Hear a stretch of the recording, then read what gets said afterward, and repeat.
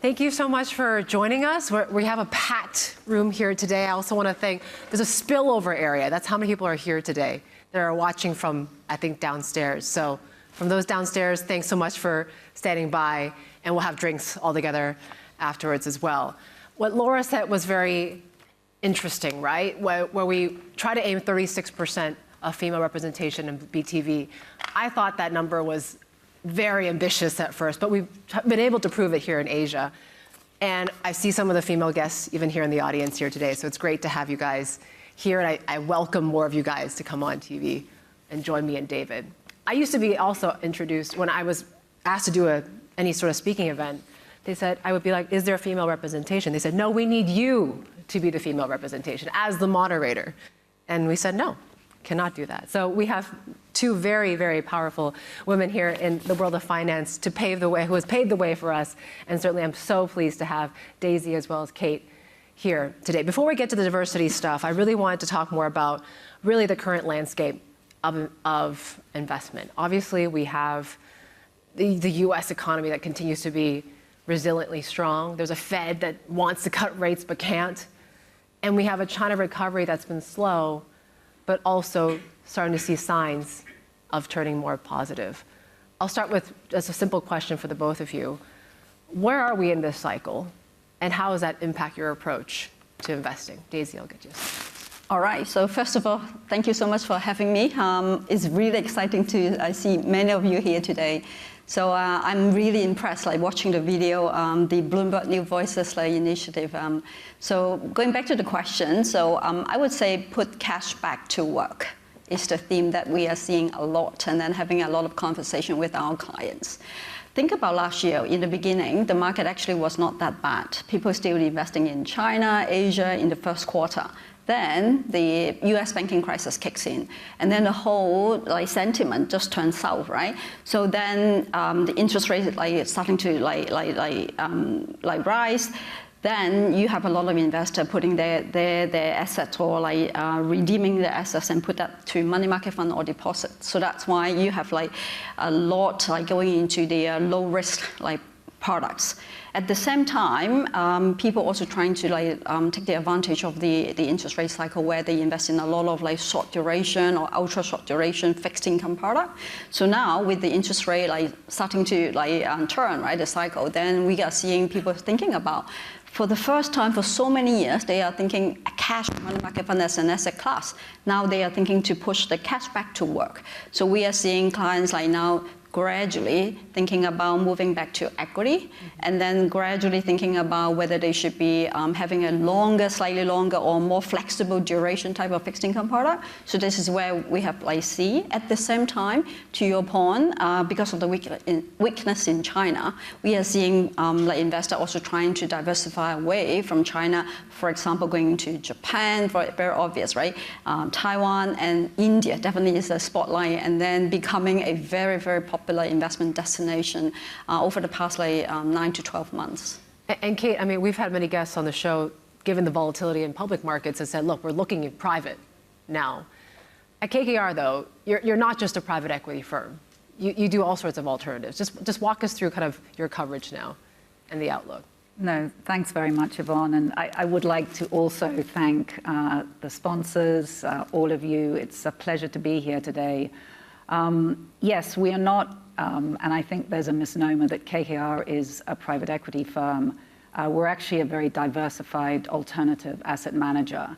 And if you look at our assets under management today, call it 553 billion of AUM globally, 65 billion of that is in Asia. We have 4 very distinct strategy or product lines that we invest into. The largest, curiously, is actually credit, private credit and public credit. And that's about 219 billion of that 553 billion. Private equity at 176 billion is about 30%. And then we have real assets, infrastructure and real estate, which make up the bulk. We also have added a 5th line, which is insurance, which I can talk more about later. But that has provided us with real diversification and ability to invest into opportunity. And so I think the firm learned very clearly during the GFC, for example, we need capital to invest when there is a dislocation in the market. And during COVID, there was a lot of capital raising opportunity, which we took advantage of at the firm. And we are now able to use that capital in these different pockets of strategies to invest. And, you know, it's very interesting, and Daisy has said it, it is put cash back to work. And the alternative sector, which is where we specialize, or the more illiquid sector, is becoming an increasing percentage of the portfolio for not only institutions, but obviously family capital. So we can talk more about that. Do you think with, of course, rates are still quite elevated, are private markets going to have to give a significant premium for the illiquidity, especially if central banks are, you know, ending QE now? So I think, you know, we very much have a view that, you know, Henry McVeigh, who's our CIO and head of macro, calls it a higher resting heart rate, higher inflation for longer and higher interest rates for longer. So returns will naturally have to reflect that. Having said that, you know, risk versus return is very much dependent on where you're investing. Mm-hmm. And, you know, private credit is the safer end of the spectrum, and then you have your more risky private equity assets. We don't do venture capital.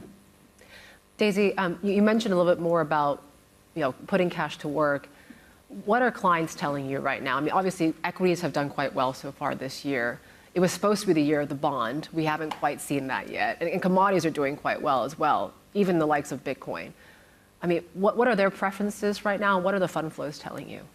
So I think for us, because of the risk-off mindset of a lot of the retail clients, that's why we see a lot of assets being piling to cash or money market fund, like I said, right? So I'm trying to generalize some of the investment behavior here, where in Asia, there's one secular theme, which is income.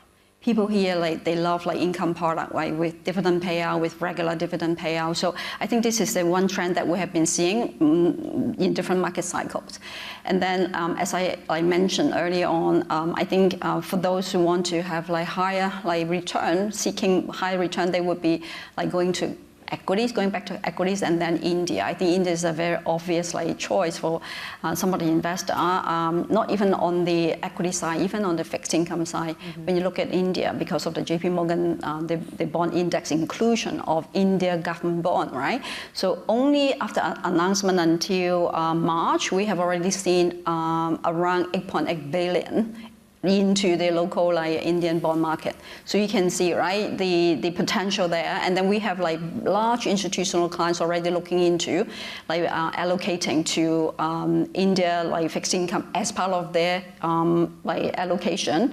And I think over time, these large institutional clients, they would definitely look into beyond just because of the index inclusion, right? They would put it as a strategic asset allocation. So we envisage, we envisage the fact that for India, for example, the fixed income market, we will see, for example, in the next 3 to 5 years, 100 billions of investment getting into India for the market. And of course, right, you guys can see in the stock market where it has been performing very well. And I think the story will continue. So that is a very, very strong inflow as part of the investment theme over the past 12 months.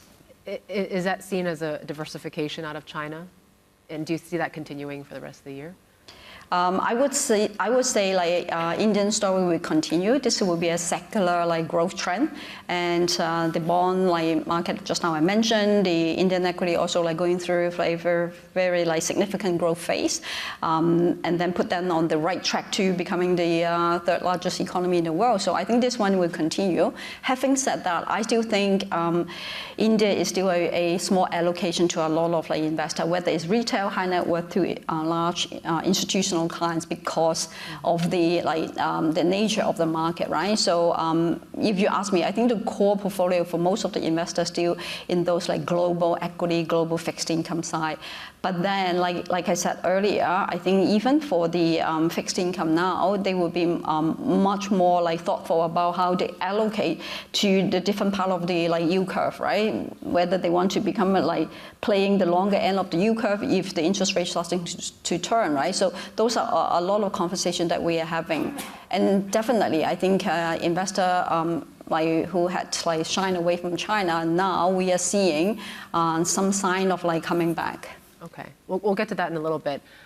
You mentioned a little bit about private credit. I mean, we've seen it was a tough year for private equity last year.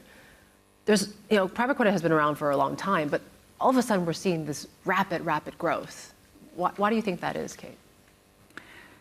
I think, to the point, people are sitting on trillions of dollars of cash. And, when you have an environment that is very uncertain and you're looking for a return, you're saying, where am I going to get some downside protection? Where am I going to get cash flow? And where am I going to try and increase my returns? And so private credit, direct lending, asset-backed finance, and so on has really received a large percentage of the investing over the last, call it 18 months to even 2 years. We have in Asia, if you look at the history, the funds have been small. They've not necessarily been successful. So we decided in Asia, for example, when we raised our first private credit fund, that it would have to be pan-Asia. It could not be single country. There was a focus on specific countries. So Australia was a big beneficiary, for example, on the direct lending side. But the returns have proven out. And so we are, obviously from the first fund, we're now onto our second fund, and so on. So I think, the reception has been very much because of a move away from risk, but a real desire for return. It seems like the institutional funding has dried up a bit. I'm just wondering, you also focus on the wealthy. There's a lot of products out there from KKR, even from your rivals, that are really targeting these illiquid products to wealthy clients and investors out there. How much demand are you seeing right now? So if you think about wealth in Asia, you're talking about 25 trillion. Even if it's an addressable market of even 1.2 trillion, it is a huge market. We just distinguish between the retail investor and then family capital. And obviously the dollar sizes for investment are very different. The retail investor will go through their private bank platform. And in that respect, we have created our open-ended product. We call it the K series, much more liquid so that investors can come in and out. Family capital, we see it very much as a 3 concentric circle or Venn diagram, which is we invest alongside, together with families across Asia and actually globally. For example, we took 25% in Cheung Kong's Northumbrian Water. We like to invest alongside founders, families that manage their businesses well. The second aspect is the family office. We're seeing a real increase in family offices in Hong Kong, in Singapore, also in China, but domestically. Family offices in renminbi, which I can come to in a minute, because domestic China is of great interest to us. So do you see these wealthy investors being a driving force in the private credit space? Private credit, but actually across infrastructure. There is interest in private equity. So, for example, the K-Prime, there's been huge interest as we've launched that product. So I think it's more about not so much specific strategy as more a greater allocation to alternatives. So illiquid product with higher return. Yeah. How are you addressing that need for alternatives among your clients right now? I mean, and how much of private markets takes up your investable universe now? For us, actually, we have been building up and then like developing our alternative like capabilities like globally for HSBC asset management. And in Asia, I think Kate mentioned about the demand for private credit, where we are seeing the same demand. For example, insurance segment, where they are having a lot of demand in those like direct lending, infrastructure loans, whether it's investment grade to right high yield space. So those are all the big demands that we are seeing from the insurance side, whether it's in Japan, in Hong Kong, in Singapore. So this is the secular trend within the private side where we are seeing. And on the high net worth, like, or the retail, more the mass affluent side, we are also seeing this is like starting to pick up the demand because of the democratization of the platform, right? Where they are be able to access to those like more complex product. So for us, apart from like private credit, we also have like make acquisition to a direct real estate property like boutique house called Silk Road, where they now be able to help us to manufacture like Pan-Asia direct property like PE funds. And the other theme that as a HSBC group, where we are very, very close to our heart, is like the green, right? And then we have also built our green transition infra PE team to help our clients to get to net zero, right? Target or on the like ESG or the sustainability like goal. So those are the key trends. Like to like Kate's point earlier, it's not specific like strategy or product. It's how like we see different clients having their different like needs, and then having different like time horizon in terms of what they are like looking for. It's part of diversification. It's part of like for return. It's also part for like their own company goals. And how are you attracting that wealth right now, Kate? Can you tell us a bit more about the current yields that you're offering?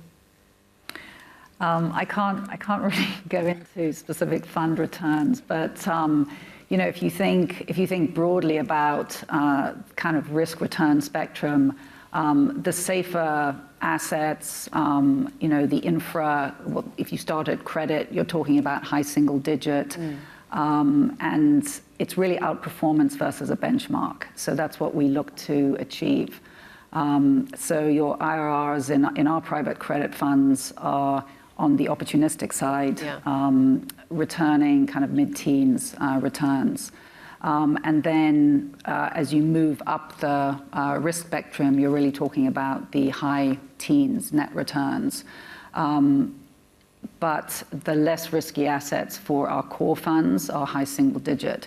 So if you think about the barbell, it's the high single digit to the high double digit net. Okay. I want to pivot, talk a little bit more about different geographies and what you guys are focusing more of your time on. You mentioned about China. I want to get a little bit more. I mean, are global funds really coming back in a big way in China? Do you see that, Daisy? And overall, I mean, sentiment's turning a bit more, improving in China, right? And the macro data is looking a little bit better. Yeah. So first of all, the context is that the global fund allocation to China hit like 5-year low, right? So the room for further like sell-off is like significantly reduced, put it this way. And then I think the concerns of our investor, where we talk to, primarily relating to geopolitical events like U.S. election, the weak property like market in China, the long-term growth of China and all that. So at the same time, the big valuation discount, right, to the global markets and Asia market versus China, also explaining why the underweight situation for so long, right? But as we talked about, right, we see the sentiment has improved because of, for example, the cyclical growth like stabilization, and then we also see capex like expansion, meaning that actually the market is already out of the deflationary cycle. So with that, we started to see some regional active manager cutting back their underweight position in Hong Kong and mainland China, and then add back to, for example, the tech or the growth stock starting in February. So this is what we have been like seeing. Having said that, again, I think investor eventually they still need to see the earnings revision before we can see more sustainable like big inflow to the market. So I believe this will need some time, right, before the key trends, right, like moving back to China. Yeah, Kate, How attractive is China, this market, to you now? I mean, obviously you've been trying to tap into the wealth, and what's the way to capture that in China right now? So we have invested in China. We continue to invest in China. We do think that China is investable. If you talk about some of the trends that Daisy's highlighted, China has come under pressure, obviously, in the real estate sector. But if you think about the new economy, the green economy, the industrial automation, this comprises about 20% of the GDP growth, but it's actually 50% of the growth. And so that sector is definitely of interest. Consumption upgrade, technology upgrade. So we're a simple investor. We invest in retail pharmacy chains. We invest in hospitals. We invest in white liquor. We invest in pet food, mushrooms. It's the consumer that we are after. And if you think about 850 million odd of millennials, these are the consumers that we invest into. Now, I do want to add that renminbi as a currency, when you look at trade, has an increased transaction volume today. We see the renminbi currency as an ecosystem in China, and we want to invest into that. We mentioned a little bit about family offices. Daisy, maybe you could talk a little bit more about that since you cover Hong Kong, also markets like Singapore. Mm-hmm. How is that competition now among family offices? Are you seeing signs of one winning out from the other? Are there is there one market that looks better than the other when it comes to certain strategic planning, whatnot, and opportunities there? Yeah, I think the market is big enough, right, to have multiple financial centers. So it's not about Hong Kong versus Singapore, but definitely, right, we have observed the influx of family offices to Singapore after the COVID situation. However, at the same time, Hong Kong still have a very big family offices segment. So I think from behavioral perspective, investment behavioral perspective, different family offices, they are very, very different. It's not whether they're in Hong Kong or in Singapore. We talked about, right, the allocation to alternatives. I think within the family offices segment, this is the one segment where we see they have increased the allocation to alternatives significantly and aggressively. So this is where we see the growth potential. I've been told we only have about 5 minutes or less, so I wanted to tilt back to kind of the main focus of New Voices is about diversity, and I'm really thankful that we have such two leading women in the finance industry here. Kate, I want to maybe start with you. I mean, what a career you've had, being from the co-head of iBanking in Morgan Stanley and Goldman, and a few years at KKR already. What do you think was the key sort of message that, or the challenges that you've had, getting to where you are here today? And what sort of advice do you have for people in the audience? I think the overarching advice that I would say is you can do everything. You can't just do it all at the same time. So you have to stage it. And, I believe in that phrase, you don't break the glass ceiling, you shatter it. So, for me, I had an indelible kind of absolutely deep fascination with China. And my career started very much focused on China, being based in China. And then, suddenly, about 30 years ago, it changed into the finance industry. Mm. And, I've done so many different things. I've been very lucky to do very different jobs. And moving into KKR on the investing side was a very different turn in my career. So I would say, never say no, back yourself, put your hand up, and have the humility and the industry to learn, and don't stop learning. And I feel so fortunate that the last 5 years at KKR have been an entirely different experience for me, but very based in all the skill sets that I've picked up over the years. So, I'm grateful for all of that. Daisy, you mentioned your journey has sort of been a lonely one at the beginning. Yeah. Can you tell us a bit more about that, and how did you have to overcome, those hurdles? So first of all, I think seeing is believing. So if we be able to see more similar faces like us, right, then I think that would be our success. So I think it's very similar to a lot of our experience before, where we were very lonely. I was not able to see a lot of like similar faces back then, right, 2 decades ago in our industry. So my suggestion to the ladies and then the audience here today is be bold, and we don't have to be perfect. So make peace with yourself. And then, like Kate has mentioned, raise your hand, right? And then, like, try to take up like more challenges. Tell us a bit more some of the initiatives that you guys are doing in your respective firms. I know you're a sponsor of the Women's Network for KKR. Daisy, of course, you've done a lot as well. I mean, Yeah. how much more progress?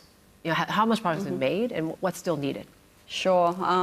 At HSBC Asset Management, this is very, very like at the top like priority of the senior team. So first of all, within the organization, 40% of the colleagues are female, and then out of the 18 like CEOs, 9 are females. So I think we have made very, very good progress. And then for portfolio managers, we have 22%. I think we are like above the market like average. I looked at the consultant report the other day. They said Hong Kong actually is a bright spot when it comes to gender diversity. So on average, 20% of the portfolio managers are female, versus in the US is 13, and US is 11, and then UK I believe is 13. So Hong Kong has done way, way better versus the rest of the world. Great, it's good to hear. Kate? Well, our diversity inclusion network, the Women's Network, is the largest one that we have at KKR. If I look at our employee count, we're over 50% women. So we've made some huge progress. And then on the investing team, it's about 30%. So we don't have targets, but we look to a very balanced workforce. So we're quite proud of the achievements. Great. We'll have to end it on that positive note. Thank you so much to Daisy. Thank you, Kate, for joining us here for such a fruitful conversation. Thank you so much.